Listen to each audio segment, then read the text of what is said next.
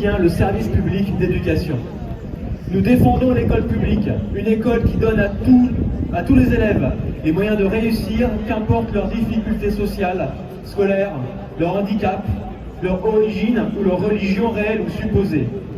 Et pour cela, nous sommes fortement mobilisés contre le choc des savoirs, contre la dégradation des conditions de travail et pour de vraies augmentations de salaire.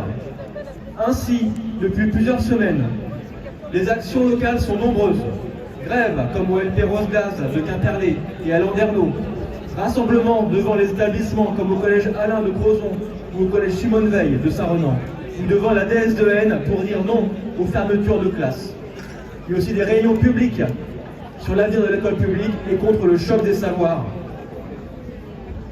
Belloubet, Attal et Macron, nos trois ministres de l'Éducation nationale, doivent entendre la voix des vraies expertes, les personnels qui sont dans les écoles, les établissements et pas celles des plateaux télé.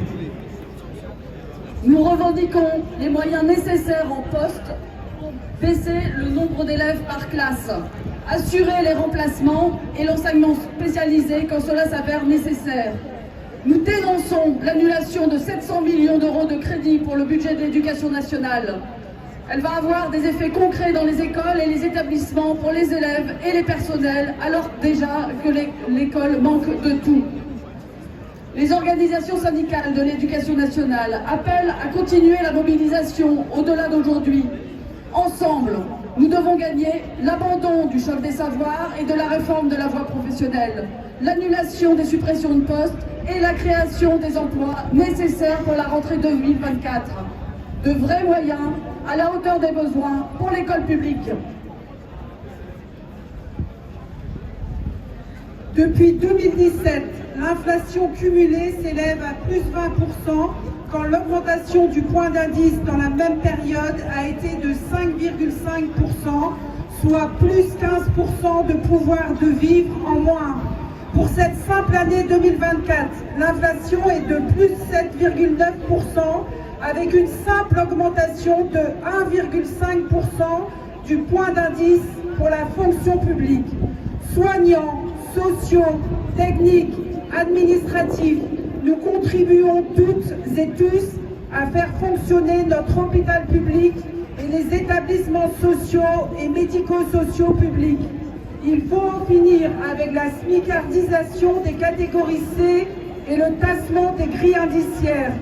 Revoir les grilles pour une vraie reconnaissance de l'ancienneté, supprimer les ratios pour éviter la mise en concurrence entre nous pour les changements de grade et les managements toxiques. Nous devons continuer à exiger l'amélioration de nos conditions de travail par des embauches massives dans nos secteurs pour nous aider à faire face aux besoins de la population et protéger la santé et la sécurité des collègues. C'est à ce prix que les établissements de santé et du médico-social retrouveront de l'attractivité. En 2020, la crise sanitaire du Covid est venue rappeler la nécessité de réhabiliter le service public qui est notre bien commun, mais elle a aussi montré les attaques dont il est victime depuis 40 ans. Nous devons obtenir la fin de la marchandisation de la santé, du social et du médico-social au profit d'un grand service public.